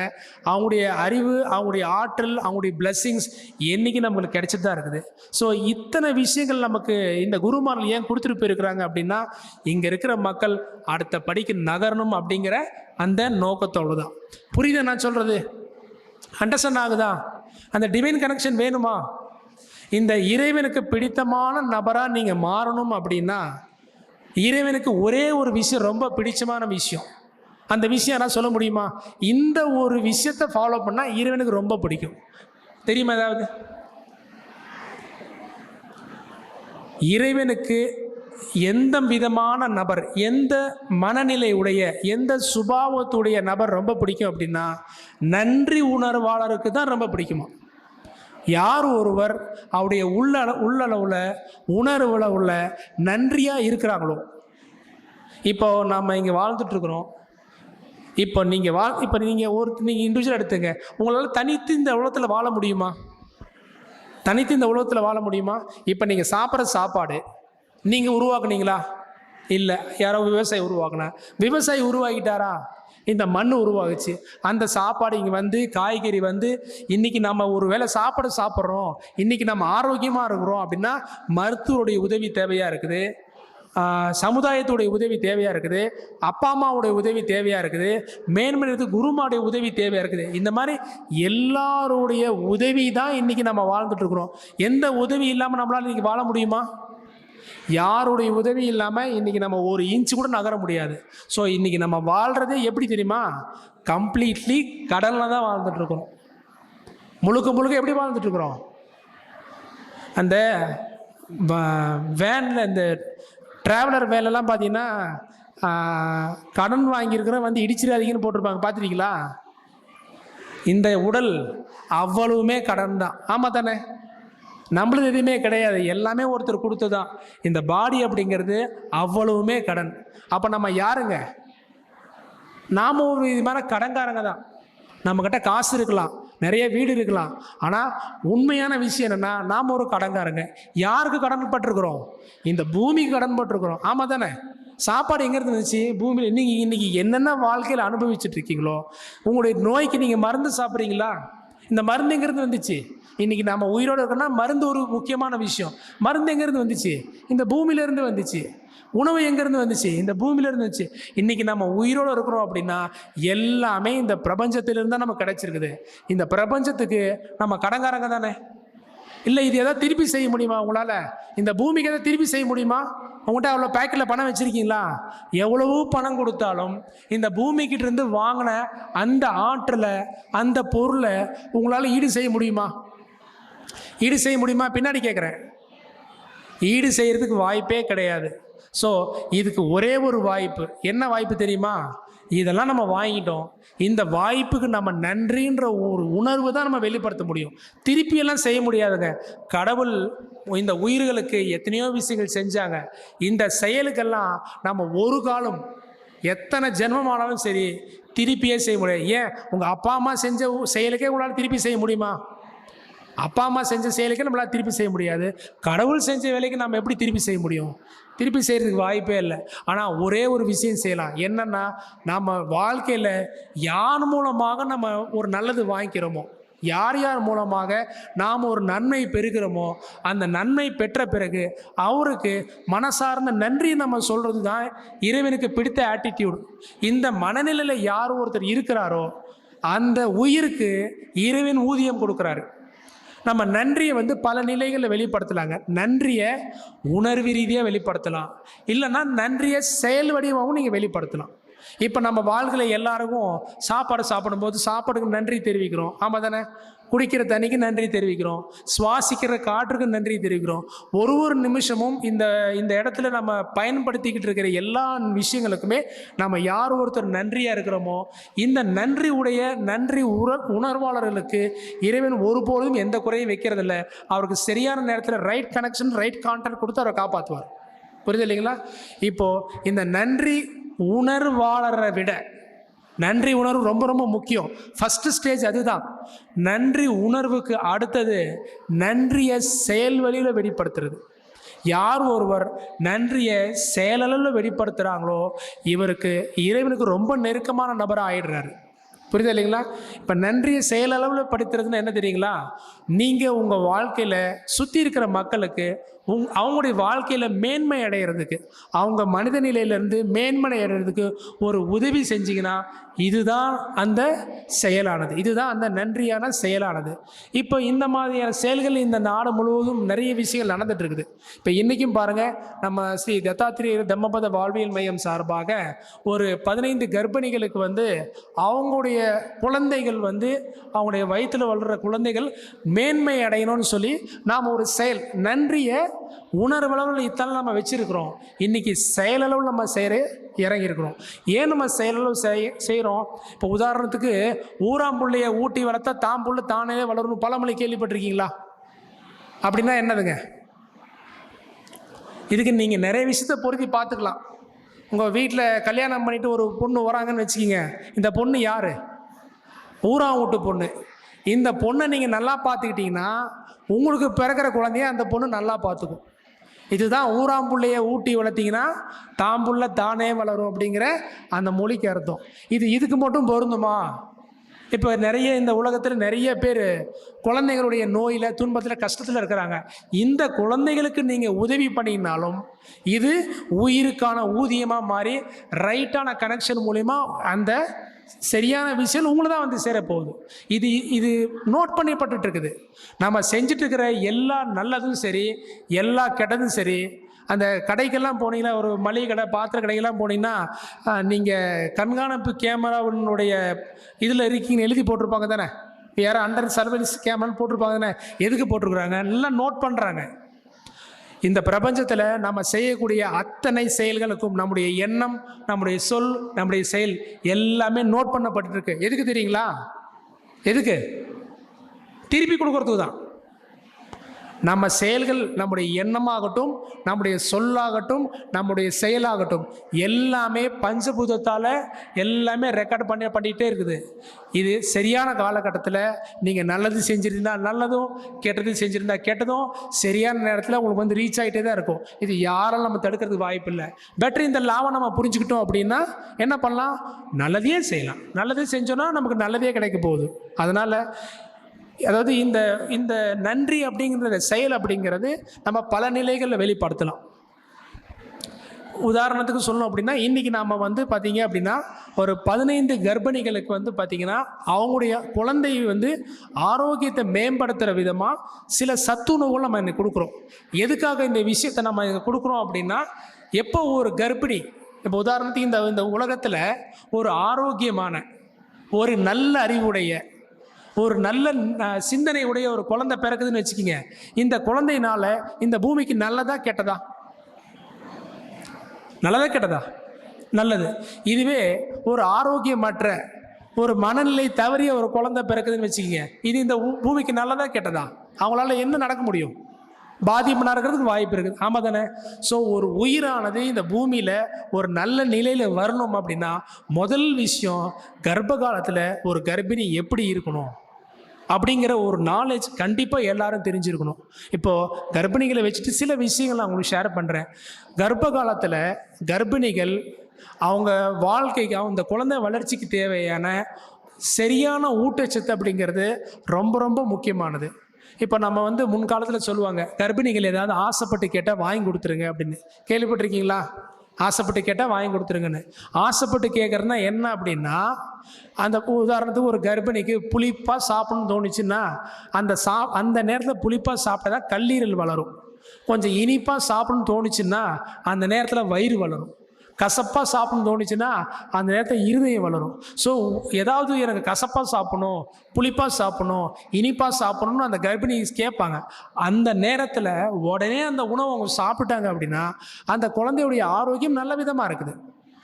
ஸோ இப்படி நாம் எடுத்துக்காமல் இன்றைக்கி எனக்கு இனிப்பு சாப்பிடணும்னு தோணுது, ஒரு வாரம் கழித்து வாங்கி கொடுத்தா பயனில்லாத போய்டும். ஸோ கர்ப்ப காலத்தில் கர்ப்பிணிகள் என்ன சுவை நல்லா புரிஞ்சுக்கணும். ஆசைப்பட்டது சாப்பிட்றது அப்படின்னா, இப்போ நிறைய பேர் கர்ப்பிணிகள் என்ன புரிஞ்சுக்கிட்டாங்கன்னா, இது பிளாக்மெயில் பண்ண ஆரம்பிச்சிட்டாங்க. எனக்கு கொத்து புரோட்டா தான் வேணும், எனக்கு கொத்து புரோட்டா இருந்தால் தான். என்ன சொன்னாங்க? கர்ப்பிணிகளுக்கு பிடிச்சது தானே வாங்கிட்டு வர சொன்னாங்க. எனக்கு கொத்து புரோட்டா வாங்கிட்டு வாங்க, இலை பரோட்டா வாங்கிட்டு வாங்க தான் சொல்கிறாங்க. அப்படி மாறிடுச்சு உலகம். ஆமாம் தானே? அதாவது இது எதை நோக்கி சொல்லியிருக்கிறாங்க அப்படின்னா சுவையை நோக்கி சொல்லியிருக்கிறாங்க. உங்களுக்கு என்ன சுவை சாப்பிடணும்னு விரும்புகிறீங்களோ, இப்போ இவங்களுக்கு மட்டும் சொல்லலை, இப்போ உங்கள் குடும்பத்திலேயும் ஒரு நாளைக்கு இந்த மாதிரி ஒருத்தங்க உருவாவாங்க. இப்படி இருக்கும்போது இந்த அறிவு, இது யாருடைய அறிவு? இறைவனுடைய அறிவை நீங்கள் தாங்கி அவங்கள்ட்ட சொல்லும் பொழுது அந்த குழந்தைகள் மேன்மடைகிறதுக்கு நீங்கள் ஒரு கருவியாக இருக்கீங்க. நீங்கள் ஒரு கருவியாக இருக்கிறீங்க தானே? அந்த ஒரு விஷயத்துக்காக தான் நம்ம எல்லாருக்கும் சொல்கிறோம். கர்ப்ப காலத்தில் ஒரு கர்ப்பிணி இந்த அறுசுவை உள்ள உணவு எப்பப்பெல்லாம் என்ன சுவை உள்ள உணவுகள் சாப்பிடணும்னு தோணுதோ, நல்ல சுவை. இப்போ இனிப்பு சாப்பிடணும்னு தோணுச்சுன்னா வெள்ளை சர்க்கரை சாப்பிடாம பனை வெல்லம், நாட்டு சர்க்கரைன்னு சாப்பிட்டுக்கலாம். கசப்பாக புளிப்பாக சாப்பிடணும்னு தோணும் போது நமக்கு இந்த ஆரஞ்சு பழம், மாதுளம்பழம் சாப்பிடலாம். இந்த மாதிரி அந்தந்த சுவையில் நல்ல சுவை உள்ள உணவுலாம் சாப்பிட்டுட்டு வந்தோம் அப்படின்னா அவங்களுடைய குழந்தைகளும் ஆரோக்கியமாக இருக்கும், அவங்களுடைய வம்சமே நல்லா இருக்கும். ஆமாம் தானே? கர்ப்பிணி நல்லா புரிஞ்சுக்கிங்க, ஒரு கர்ப்பிணி அப்படிங்கிறவங்க சாதாரணமான விஷயம் கிடையாதுங்க. இந்த உலகத்தில் ஒரு இப்போ எல்லாருக்கும் ஒரு வம்சத்தில் வந்திருப்பீங்க தானே? எனக்கு ஒரு வம்சம், குல வம்சம் இருக்குது, எல்லாத்துக்கும் குல வம்சம் இருக்குது. ஒரு கர்ப்பிணி அந்த டிஎன்ஏ பேட்டர்னே தாங்கிட்டு இருக்கிறாங்க. அந்த கர்ப்பிணின்னு நினச்சா மட்டும்தான் அந்த குழந்தைய ஆரோக்கியமாக பெற்றெடுக்க முடியுங்க. நல்லா சாப்பாடு போட்டும் பிரயோஜனம் இல்லை, நல்ல என்விரான்மெண்ட் வச்சும் பிரயோஜனம் இல்லை. அந்த கர்ப்பிணி மனசு வச்சாதான் அந்த குளமே தளிக்கிறதுக்கு வாய்ப்பு இருக்குது. புரியுதா இல்லைங்களா?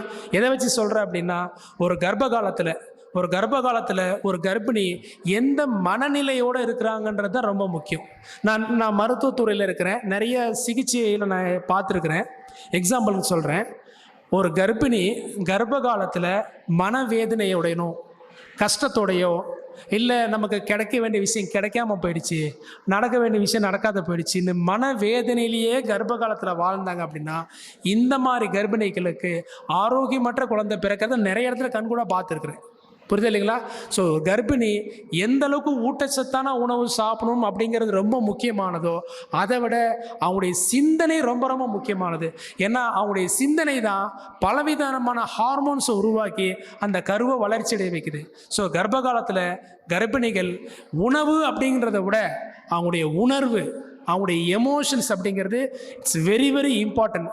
அந்த நல்ல உணர்வோடு அந்த கர்ப்பிணிகள் இருந்தாங்க அப்படின்னா உங்களுடைய குழந்தை ஆரோக்கியமாக பிறக்க போகிறது உறுதி. இது இல்லாமல் நம்ம நாடகம் பார்த்துட்டு அவன் கதையெல்லாம் நாம் கேட்டு அழுதுட்டு ஃபேஸ்புக்கு, டிவி, அது இதுன்னு தேவையில்லாத நெகட்டிவ் எமோஷன்ஸ் இந்த கர்ப்ப காலத்தில் நம்ம தவிர்க்கணும். இந்த கர்ப்ப காலத்தில் நெகட்டிவ் எமோஷன்ஸ் எதுவாக இருந்தாலும் சரி அப்படியே எடுத்து ஓரமாக வச்சுட்டு பாசிட்டிவான எமோஷன்ஸ், நன்றி உணர்வு, இருக்கிற நல்ல உணர்வு, நன்றி உணர்வு, அந்த நன்றி உணர்வோட நல்ல உணவில் சாப்பிட்டு வாழ்ந்தோம் அப்படின்னா இதை விட உங்களுடைய குடும்பத்துக்கு, உங்களுடைய பிள்ளைகளுக்கு நீங்கள் எதுவுமே நல்லது செய்ய முடியாதுங்க. உதாரணத்துக்கு இப்போ குழந்தை வயிற்றில் இருக்கும்போது நிறைய இன்சூரன்ஸ் கம்பெனிகள்லாம் ஒன்று சொல்கிறாங்க, குழந்தை பிறந்துருச்சுன்னா இந்த பாலிசி எடுங்க, அந்த பாலிசி எடுங்க, படிப்புக்கு பாலிசி எடுங்க, கல்யாணத்துக்கு பாலிசி எடுங்க, நிறைய சொல்கிறாங்களா? ஆமாம் தானே? இன்சூரன்ஸ் போடணும்னு எல்லாம் சொல்ல ஆரம்பிச்சிட்டாங்க. ஆனால் யாருமே உங்கள் வம்சம் நல்லா இருக்கணும், மனசை நல்லா வைங்கன்னு சொல்கிறது இல்லையே. உங்களுடைய நாளைக்கு நிறைய பாலிசி பணம் வந்துருச்சுன்னா உங்கள் குழந்தைய நீங்கள் காப்பாற்றிடலாமா? பாலிசி பணத்தை வச்சு குழந்தைய காப்பாற்றிடலாமா? வாய்ப்பே கிடையாது. ஒரு குழந்தையோடைய ஆரோக்கியம் முழுக்க முழுக்க முழுக்க தாயோடைய கையில் தாங்க இருக்குது. ஸோ அந்த தாயோடைய மனநிலை, அந்த வம்சம், அடுத்த ஜென்ரேஷனுடைய சூழ்நிலைக்கு ரொம்ப ரொம்ப முக்கியமான ஒரு விஷயமா அமையுது. புரியுதுங்களா? ஸோ அந்த நன்றின்றதை செயல் வடிவில் எடுத்துகிட்டு போகிறதுக்காக இன்றைக்கி நம்ம 15 கர்ப்பிணி பெண்களுக்கு அவங்களுடைய வாழ்க்கையில் மேன்மைக்காக சில சத்து உணவுகள் நம்ம தரோம். இது மட்டும் இல்லாமல் திரு அருணை உளவார திருக்கூட்டம் அப்படின்னு இருக்கக்கூடிய ஒரு உளவார பணி செய்யக்கூடிய ஒரு குழுவினர் இருக்கிறாங்க. அவங்களுக்காக வேண்டியும் இன்றைக்கி சில அப்ரிசியேஷன் பண்ணுறோம். ஒன் வேர்டு ஒன் ஃபேமிலி அப்படின்னு சொல்லக்கூடிய ஒரு ஆர்கனைசேஷன் இருக்குது. அவங்க இது நாள் வரைக்கும் நம்ம ஊரில் 8 கோடி மரங்கள் நட்டுருக்கிறாங்க. எவ்வளோ பெரிய விஷயம் பாருங்கள். 8 கோடி மரங்கள் நட்டுருக்கிறாங்க. எதுக்காகனா தன்னுடைய வாழ்க்கையில் வாங்கிட்டு அந்த நல்ல விஷயத்தை நன்றியாக செயல் வடிவத்தில் செய்திருக்கிறாங்க. ஸோ இந்த மாதிரி சில இன்ஸ்டியூஷனுக்கு நம்ம அப்ரிசியேஷன் கொடுக்குறோம். இந்த ஒரு 10 நிமிஷம் இந்த அப்ரிசியேஷன் இருக்கும், அதை முடிச்சுட்டு நம்ம பிரசாதம் வாங்கிக்கலாம். ஓகேங்களா? புரிஞ்சிருக்கலாம் நம்ம பேசுகிறது? புரிஞ்சிரு? கொஞ்சம் கை தூக்கலாமே. ஓகே, சும்மா கை தூக்குறீங்களா? இல்லை தானே? சரி, ரொம்ப மகிழ்ச்சி. இப்போ அடுத்தது நம்ம கர்ப்பிணிகளை மேடை கலைக்கிறோம்.